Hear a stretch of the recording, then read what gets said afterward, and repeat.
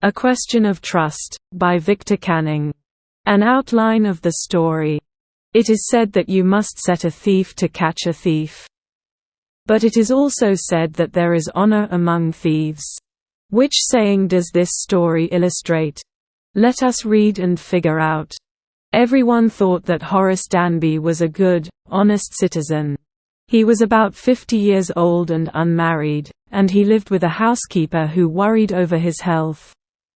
In fact, he was usually very well and happy except for attacks of hay fever in summer.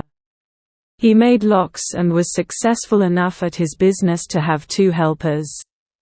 Yes, Horace Danby was good and respectable, but not completely honest.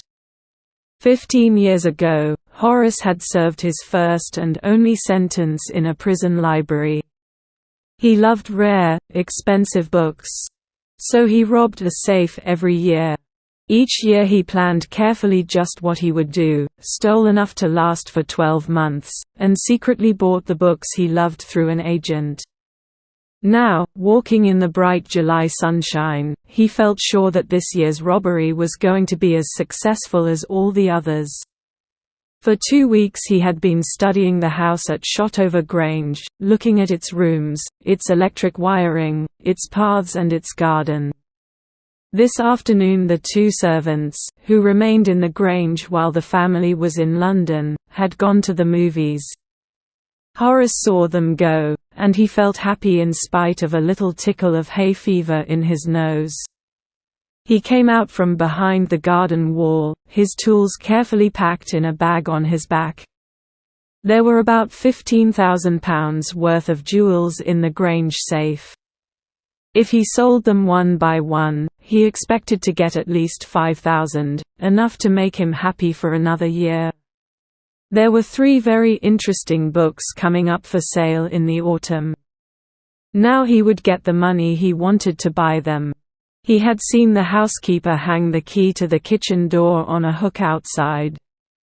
He put on a pair of gloves, took the key, and opened the door. He was always careful not to leave any fingerprints. A small dog was lying in the kitchen. It stirred, made a noise, and moved its tail in a friendly way. "All right, Sherry," Horace said as he passed. All you had to do to keep dogs quiet was to call them by their right names, and show them love. The safe was in the drawing room, behind a rather poor painting. Horace wondered for a moment whether he should collect pictures instead of books. But they took up too much room. In a small house, books were better. There was a great bowl of flowers on the table, and Horace felt his nose tickle. He gave a little sneeze and then put down his bag. He carefully arranged his tools. He had 4 hours before the servants returned. The safe was not going to be hard to open. After all, he had lived with locks and safes all his life. The burglar alarm was poorly built. He went into the hall to cut its wire. He came back and sneezed loudly as the smell of the flowers came to him again. How foolish people are when they own valuable things, Horace thought. A magazine article had described this house, giving a plan of all the rooms and a picture of this room. The writer had even mentioned that the painting hid a safe. But Horace found that the flowers were hindering him in his work. He buried his face in his handkerchief. Then he heard a voice say from the doorway, "What is it? A cold or hay fever?" Before he could think, Horace said, "Hay fever," and found himself sneezing again. The voice went on, "You can cure it with a special treatment, you know, if you find out just what plant gives you the disease. I think you'd better see a doctor, if you're serious about your work. I heard you from the top of the house just now." It was a quiet, kindly voice, but one with firmness in it. A woman was standing in the doorway, and Sherry was rubbing against her. She was young, quite pretty, and was dressed in red. She walked to the fireplace and straightened the ornaments there. "Down, Sherry," she said. "Anyone would think I'd been away for a month." She smiled at Horace, and went on, "However, I came back just in time, though I didn't expect to meet a burglar." Horace had some hope because she seemed to be amused at meeting him. He might avoid trouble if he treated her the right way. He replied, "I didn't expect to meet one of the family." She nodded. "I see what an inconvenience it is for you to meet me. What are you going to do?" Horace said, "My first thought was to run." "Of course, you could do that. But I would telephone the police and tell them all about you. They'd get you at once." Horace said, "I would, of course, cut the telephone wires first and then," he hesitated, a smile on his face. "I would make sure that you could do nothing for some time. A few hours would be enough." She looked at him seriously. "You'd hurt me." Horace paused, and then said, "I think I was trying to frighten you when I said that." "You didn't frighten me," Horace suggested. "It would be nice if you would forget you ever saw me. Let me go." The voice was suddenly sharp. "Why should I? You were going to rob me. If I let you go, you'll only rob someone else. Society must be protected from men like you." Horace smiled. "I'm not a man who threatens society. I steal only from those who have a lot of money. I steal for a very good reason. And I hate the thought of prison." She laughed, and he begged, thinking that he had persuaded her. "Look, I have no right to ask you for anything, but I'm desperate. Let me go and I promise never to do this kind of thing again.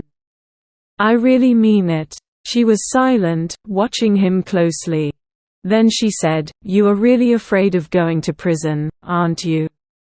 She came over to him shaking her head. "I have always liked the wrong kind of people." She picked up a silver box from the table and took a cigarette from it. Horace, eager to please her and seeing that she might help him, took off his gloves and gave her his cigarette lighter. "You'll let me go?" He held the lighter towards her. "Yes, but only if you'll do something for me. Anything you say. Before we left for London, I promised my husband to take my jewels to our bank, but I left them here in the safe. I want to wear them to a party tonight, so I came down to get them, but—" Horace smiled. "You've forgotten the numbers to open the safe, haven't you?" "Yes," replied the young lady. "Just leave it to me and you'll have them within an hour. But I'll have to break your safe." "Don't worry about that. My husband won't be here for a month, and I'll have the safe mended by that time." And within an hour Horace had opened the safe, given her the jewels, and gone happily away. For 2 days he kept his promise to the kind young lady.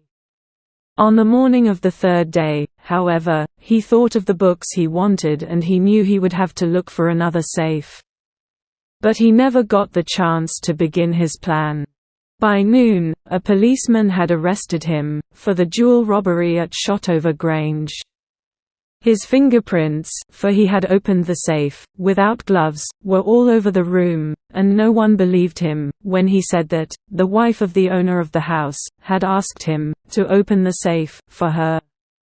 The wife herself, a grey-haired, sharp-tongued woman of 60, said that the story was nonsense. Horace is now the assistant librarian in the prison. He often thinks of the charming, clever young lady who was in the same profession as he was, and who tricked him. He gets very angry when anyone talks about honor among thieves. Hope you enjoyed the story. Thanks for watching. Please continue with glossary and try to figure out on the questions given. Kindly take a moment, like, share and subscribe. Thank you.